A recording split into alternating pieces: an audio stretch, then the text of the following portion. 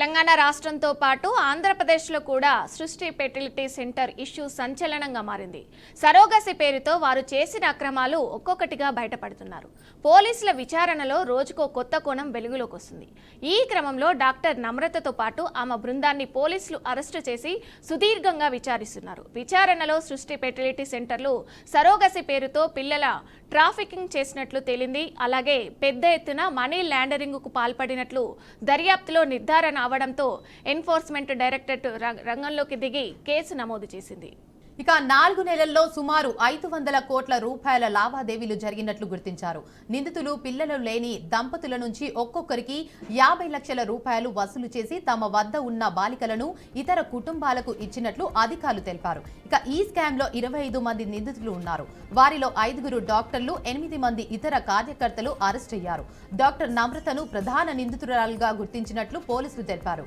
Money laundering చట్టం కింద case నమోదు చేసి అక్రమ ఆర్థిక లావాదేవీలను పరిశీలిస్తున్నట్లు ఈడీ తెలిపింది. ఇక సృష్టి కేసు సంచలనం తర్వాత తెలంగాణ ప్రభుత్వం రాష్ట్ర వ్యాప్తంగా ఉన్న 60 నుంచి 70 ఫెర్టిలిటీ సెంటర్లను తనిఖీ చేయడానికి ప్రత్యేక కమిటీని ఏర్పాటు చేసినట్లు సమాచారం.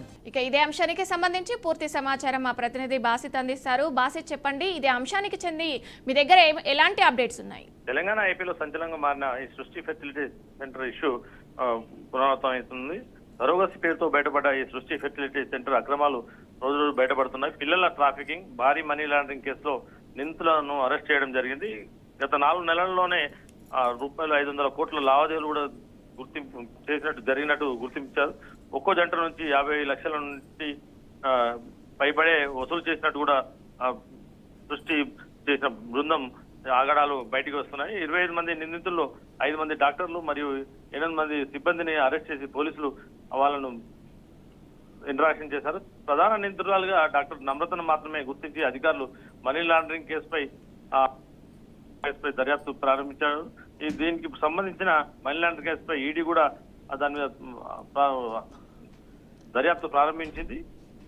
ప్రస్తుతం అయితే అక్రమ ఆర్థిక లావాదేవీలపై ఈడీ కఠిన చర్యలు కూడా తీసుకోవడానికి సిద్ధమైంది. సృష్టి కేసు సంచలనం తర్వాత తెలంగాణ ప్రభుత్వం కూడా అలర్ట్ కావడం జరిగింది. రాష్ట్ర వ్యాప్తంగా సృష్టికి సంబంధించిన కాకుండా వేరే ఇతర ఈ ఫెర్టిలిటీ కేసులలో 60 నుంచి 70 కేసులను పరిశీలన తీసుకొని దాని మీద చర్యలు చేపట్టే అవకాశాలు ఉన్నాయి. Thank you Basit.